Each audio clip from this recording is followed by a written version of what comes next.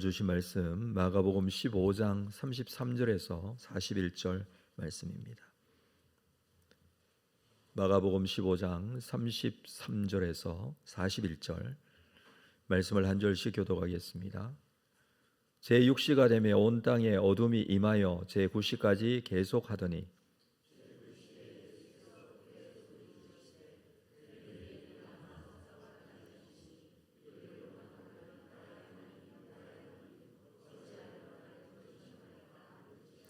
곁에 섰던 자 중 어떤 이들이 듣고 이르되 보라 엘리야가 부른다 하고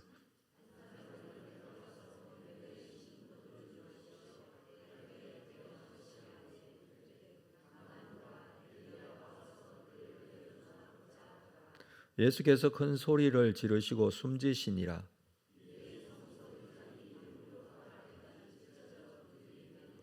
예수를 향하여 섰던 백부장이 그렇게 숨지심을 보고 이르되 이 사람은 진실로 하나님의 아들이었도다 하더라.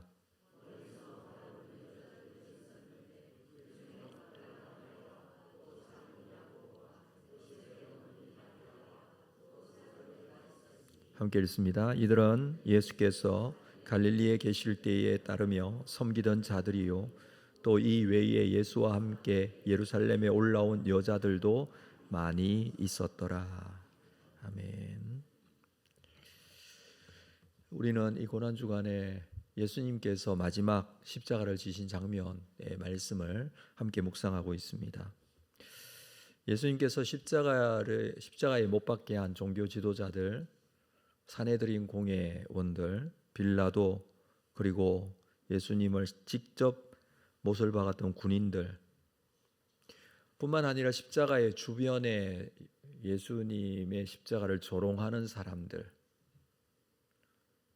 포함하여 죄인된 우리를 위하여 십자가에 죽으신 것이죠.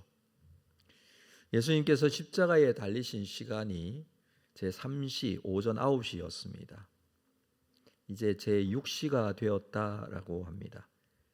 6시면 난 12시가 될 것입니다. 예수님께서는 3시간 동안 십자가에 달려 있었습니다. 이 12시가 되었을 때 어둠이 온 땅에 임하더니 그리고 오후 3시까지 그 어둠이 계속됩니다. 어둠이 있었다는 것을 어떤 사람들은 일식 때문이다 이렇게 말을 하기도 하지만 6월절은 항상 보름달이 뜰 때 시작되는 절기입니다. 예수님께서 십자가에 달리시는 이 시기가 6월절 기간이었기 때문에 보름달이 있을 때는 일식이 일어나지 않죠. 정오에 시작해서 예수님이 숨을 거두시는 오후 3시까지만 어둠이 임했다라고 하는 것은 분명히 초자연적인 현상일 것입니다. 낮 시간에 어둠이 임하는 것, 그것도 정오의 시간에 어둠이 임하는 것, 이것은 재앙과 종말의 징조를 의미하기도 합니다.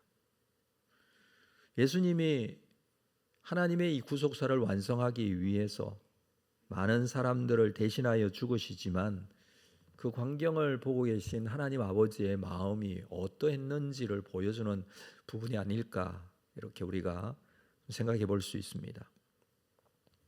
하나님은 예수님을 십자가에 못 박은 사람들 그리고 그 죄인들의 죄를 대신 지신 예수님을 오히려 심판하신다는 징조, 그것이 바로 어둠이었습니다.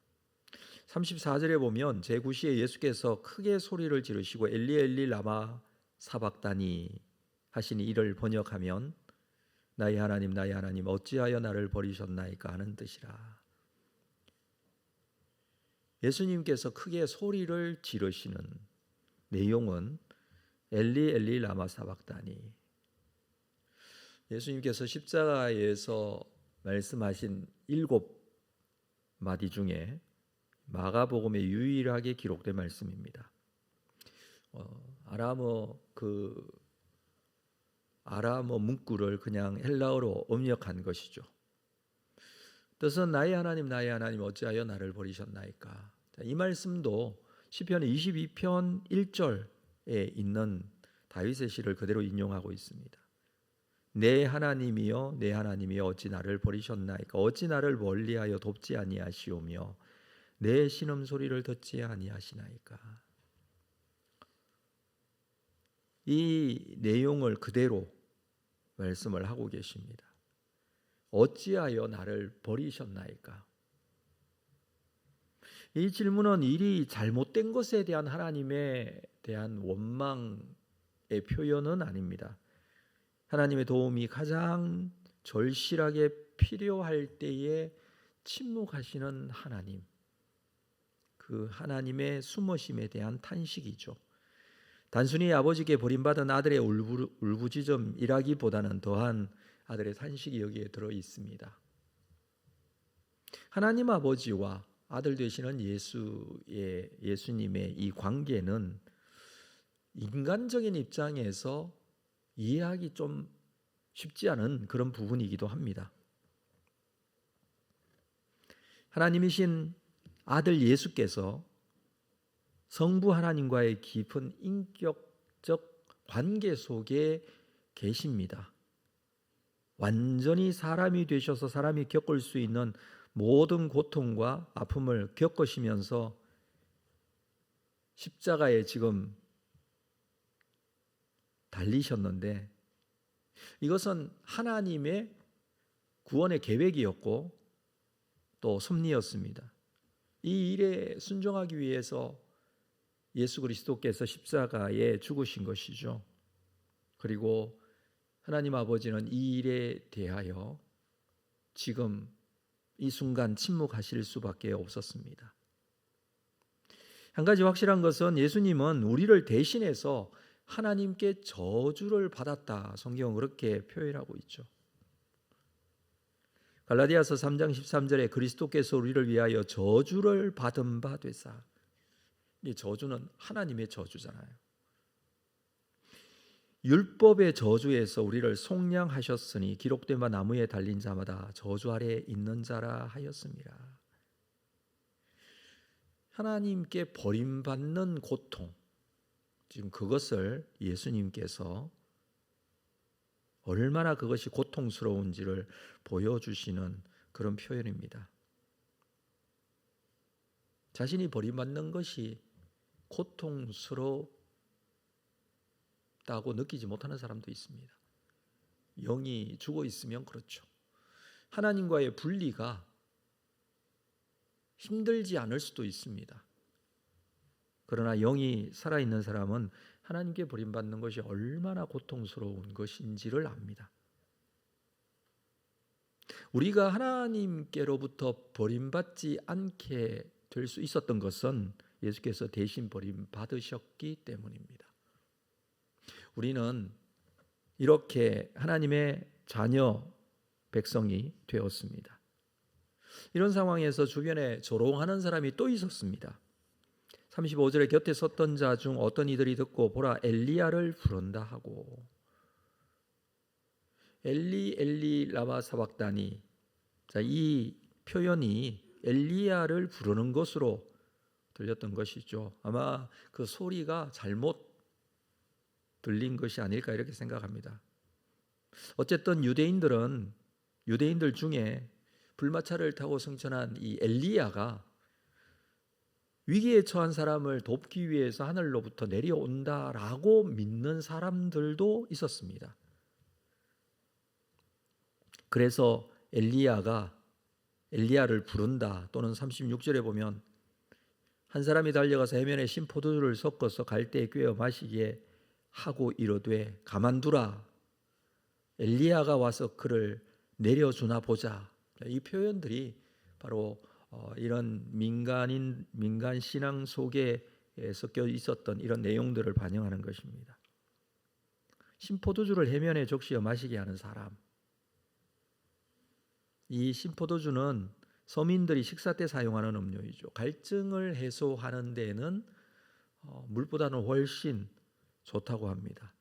자, 이 부분에 대한 말씀도 예언이 되어 있죠. 시편 69편 21절 그들이 쓸개를 나의 음식물로 주며 목마를 때에 초를 마시게 하였사오니. 말씀대로 이루어지는 그런 행동들, 분위기와 말들, 예수님의 삶은 탄생부터 그리고 십자가의 죽음 부활까지 이미 예언된 말씀의 성취였습니다. 뿐만 아니라 우리를 위한 이 구원의 놀라운 약속도 예언된 대로 이루어질 것입니다.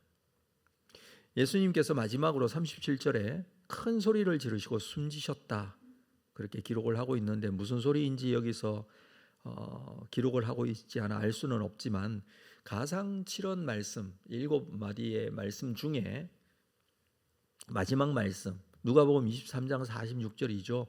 예수께서 큰 소리로 불러 이르시되 아버지 내 영혼을 아버지 손에 부탁하나이다 하고 이 말씀을 하신 후 숨지시니라.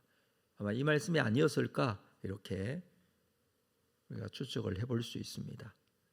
자, 중요한 것은 예수님께서 숨을 거두시는 그 순간에 38절에 이에 성소 휘장이 위로부터 아래까지 찢어져 둘이 되니라. 성소의 휘장이 찢어졌다라고 합니다. 성전 안에 가면 성소가 있고 성소 안쪽에 지성소가 있죠. 성소로 들어가는 문에 휘장이 쳐져 있고 지성소에 들어갈 때에도 휘장이 쳐져 있습니다. 여기에서 말하는 성소의 휘장은 지성소 입구에 있는 휘장을 말하는 것이죠. 이 휘장이 찢어졌다라고 하는데 성소에서 지성소로 들어가는 그 장소에 있는 휘장은 누구만 볼 수 있냐면 제사장만 볼 수 있습니다. 일반인들은 들어갈 수 없는 장소에 있는 휘장이다라는 것이죠. 이 휘장 뒤에 지성소로 대제사장이 1년에 한 번 대속죄일에 어린 양을 잡고 자기 자신을 위해서 대제사장 자기 자신을 위해서 속죄제를 드리고 난 이후에 대속죄일에 백성들의 죄를 대속하기 위해 그곳에 들어가는 그 장소입니다. 평상시에는 제사장들이 성소에서 분향하고 그리고 번제단 밖에 있는 번제단에서 번제로 제사를 집례하고 이렇게 하니까 지성소로 들어가는 이 휘장은 제사장만 볼 수 있다면 이 사건은 나중에 알려졌을 것이다 라는 것이죠. 믿게 된 제사장에 의해서 전달된 사항으로 보여집니다. 누군지는 알 수 없지만 믿게 된 사람들 중에 제사장들도 있었다라고 성경은 분명히 기록을 하고 있습니다. 이 휘장이 상당히 큰 휘장이고 두꺼운 휘장이고 찢어지지 않는 휘장입니다. 찢을 수 없는 휘장인데 그것이 위로부터 아래로 찢어진 것이죠. 이것은 하나님께서 하신 일이라 할 수 있습니다. 찢어진 휘장은 하나님과 인간 사이에 구분이 없어졌다라는 의미를 가지고 있습니다. 그동안 하나님께 가기 위해서는 이 휘장을 지나야 했습니다. 그것도 대제사장만이 대표로 갈 수 있습니다. 그런데 예수님의 십자가의 죽음으로 그 나누는 하나님과 사람의 나누는 막이 없어진 것이다 라는 것입니다. 사람이 하나님께 나아갈 수 있는 새로운 길이 열린 것입니다. 그것이 바로 예수님의 십자가의 죽으심의 의미, 예수께서 흘리신 보혈로 하나님께 우리는 예수의 이름으로 갈 수 있는 것이죠. 이 사건이 있고 난 이후에 39절을 기점으로 해서 이 마가복음 15장의 분위기가 또 달라지고 있습니다. 그동안 가룟 유다 이야기, 베드로의 부인 이야기, 사내들인의 재판, 빌라도의 재판, 군인들의 희롱, 십자가의 못 박히심으로 이어지던 이 고난과 아픔의 이야기가 조금씩 희망의 분위기로 전환되고 있습니다. 그 첫 번째 이 백부장의 고백이 나오는데 39절 예수를 향하여 섰던 백부장이 그렇게 숨지심을 보고 이르되 이 사람은 진실로 하나님의 아들이었도다 라고 합니다. 백부장은 로마 부대의 백부장이죠. 군인들을 데리고 지금 이 십자가형을 집행하고 있는데 지금까지 군인들이 예수님을 희롱하고 괴롭혔지 않습니까? 그러나 백부장은 이렇게 숨지심을 보고 진실로 하나님의 아들이라 그렇게 고백합니다. 이 고백은 무슨 고백이냐 하면 예수를 구세주로 믿기 시작한 사람의 고백입니다. 이 백부장은 예수님의 어떤 영광스러운 모습을 보고 믿게 된 것이 아니라 예수님의 고난받으심, 채찍 맞고 희롱당하고 십자가에 못 박혀 죽는 그 모습을 보고 깨닫고 믿게 된 것은 참 우리가 신앙과 믿음이라는 게 어디에서 나오는지 다시 새롭게 생각하게 됩니다. 예수님의 고난과 십자가의 죽음은 이렇게 생명 구원의 역사를 위하여 이루어진 것이라는 것을 잘 보여주는 것이죠. 예수님은 숨지시는 순간에 백부장을 구원시킨 것입니다. 뿐만 아니라 십자가를 끝까지 따라왔던 여인들도 있었습니다. 40절에 멀리서 바라보는 여자들도 있었는데 그중에 막달라 마리아, 작은 야고보의 요새의 어머니 마리아, 또 살로메, 이들은 예수께서 갈릴리에 계실 때에 따르던 섬기던 자들, 또 외에 예수와 함께 예루살렘에서 올라온 여자들도 많이 있었습니다. 이들은 멀리서 십자가를 지켜볼 수밖에 없었습니다. 군병이 십자가형을 집행하는 가까이에서 서 있을 수는 없었겠죠.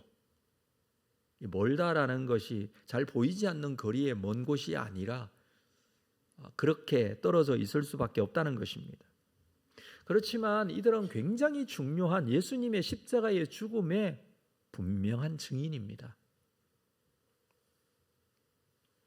예수님께서는 3년 동안이나 양육과 훈련을 시켰던 제자들이 있었습니다. 제자들은 십자가 앞에서 예수님을 버리고 도망갔습니다. 예수님은 십자가에 죽으실 것에 대해서 반복적으로 그들에게 예고하셨고 말씀하셨지만 결정적인 십자가 앞에서는 제자들은 예수님을 버리고 도망갔죠. 그러나 이 여인들은 끝까지 자리를 지켰습니다. 제자를 부르실 때에 제자의 조건 중에 하나가 함께 있게 하시고 라는 부분이 있습니다. 물론 권능도 나타내고 예수님께서 주시는 그런 어떤 위치와 권위도 있겠죠. 훈련시키고자 함께 있게 하셨다라는 표현이 있는데 제자들은 예수님과 함께 해야 될 사람들이지만 그렇게 하지 못했습니다. 그러나 이 여인들은 십자가까지 끝까지 함께 했습니다. 정말 중요한 내용이라고 생각합니다. 주님과 함께 하는 것. 우리의 신앙과 믿음은 주님께서 주시는 말씀의 은혜와 그리고 그 능력 가운데 우리가 능력 있는 삶을 사는 거 정말 중요합니다.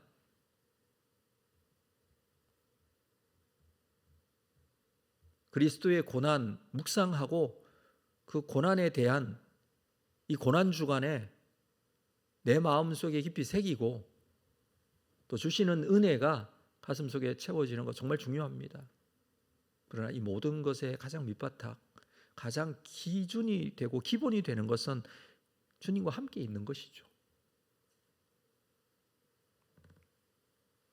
때로는 그 자리가 예배의 자리가 될 수도 있고 때로는 그 자리가 나에게 맡겨준 사명을 감당하는 자리가 될 수도 있을 것입니다.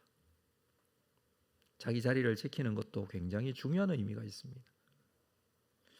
여인들은 마지막 예수님의 십자가 죽음을 끝까지 함께 그 자리에서 보고 증인이 되었습니다. 여러분, 십자가의 죽음의 이 사건들, 내용들, 이것은 전해지는 얘기였겠죠. 사람들로부터. 근데 누가 전해 주었을까요? 바로 이 여인들입니다.